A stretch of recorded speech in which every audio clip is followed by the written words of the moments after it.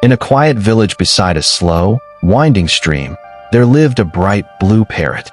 His feathers shone like fresh spring buds after an early morning rain. When sunlight kissed his wings, they glimmered softly, as if the world itself had painted him with care. The villagers called him Pico because his voice was sweet and clear, gentle like a morning hymn. Pico did not live in a cage like other parrots in nearby towns. He lived freely on an old banyan tree that grew beside a small clay cottage. The banyan tree was tall and wise, its branches spreading wide like welcoming arms. Beneath it lived an elderly man named Raju. Raju lived alone. His wife had passed away many years ago, leaving behind silence and memories. His children had moved to the city long ago. At first, they sent letters, then fewer letters, then none at all. The cottage, once full of laughter, now echoed only with footsteps and sighs. Pico became Raju's companion. Every morning, Pico woke him before sunrise. He called his name gently, repeating the words Raju cherished most.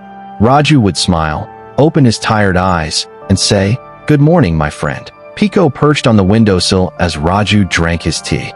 In the afternoon, Pico talked while Raju rested on his old wooden bed. In the evening, Pico sang as the sun dipped behind the stream. Villagers often paused near the cottage and smiled. "Look at that parrot," they said. "He is more devoted than family." Pico heard those words and felt proud. His chest lifted. His heart felt warm. He believed his purpose was clear, to care for Raju. Slowly, Pico shaped his life around him. If Raju was sad, Pico sang louder. If Raju was tired, Pico stayed silent. If Raju was sick, Pico did not leave the tree even to eat. He stopped flying far. He stopped exploring the stream's edge. He stopped listening to distant birds' calls. Without realizing it, Pico forgot his own desires. He forgot the deep woods. He forgot the joy of long flights. He forgot that the sky belonged to him, too. One afternoon, the wind carried unfamiliar sounds. A flock of parrots flew down and landed on the banyan tree. Their feathers were vivid. Their eyes sparkled. They laughed, played, and shared stories of mango groves and forest rains.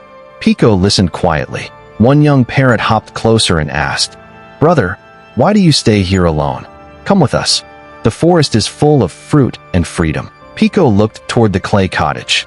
Through the open door, he saw Raju sleeping, his breath slow and shallow.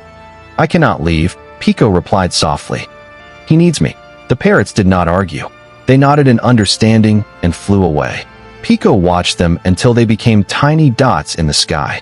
His heart felt heavy, but he told himself it was love. Days passed, seasons changed. Raju grew weaker. His hands shook. His steps slowed. He could no longer walk to the stream. Pico tried harder. He spoke all day. He chirped all night. His voice grew tired, but he did not stop. He believed love meant sacrifice without limits. One cold morning, silence filled the cottage. Raju did not wake up. Pico called his name again and again. He fluttered inside, landed on the bed, touched Raju's shoulder with his beak. Nothing moved. Villagers came quietly. Someone covered Raju with a white cloth. Someone whispered prayers.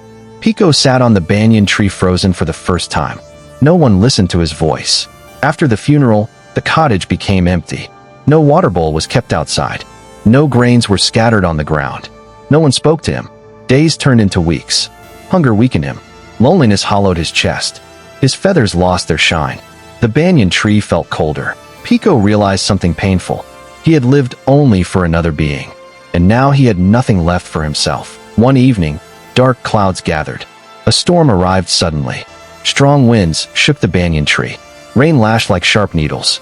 Pico struggled to hold on. A violent gust threw him to the ground. Pain shot through his wing. He tried to fly, but failed. The world spun. A young village girl found him near the path and carried him gently to her grandmother. The old woman's hands were warm and careful. She cleaned Pico's wing and wrapped it softly. "Little bird," she said, "you loved deeply, but you forgot yourself." Pico did not understand her words, but her voice felt safe. For many days, Pico stayed near the grandmother's window. He rested. He ate. He stayed quiet. The world slowed down. Each morning, he watched the sky change colors. Each evening, he felt his wing grow stronger. One day, the grandmother spoke again. "Love is not losing yourself," she said. True love allows you to live, grow, and fly. Those words stayed inside Pico. When his wing healed, Pico stood on the windowsill. He looked at the village. He looked at the banyan tree. He looked at the open sky. His heart was afraid, but also light. He flew. At first, his wings shook. Then they grew steady. He crossed the stream. He reached the forest. The trees welcomed him with sound and color. Other parrots greeted him. Pico felt joy, not guilt. Sometimes he returned to the banyan tree. He sat quietly. He sang, not in pain, but in peace. Pico learned a deep lesson. Loyalty without self-respect becomes a cage. Love without balance becomes loss. You can care for others, but you must never disappear for yourself. And for the first time, Pico's song was truly free.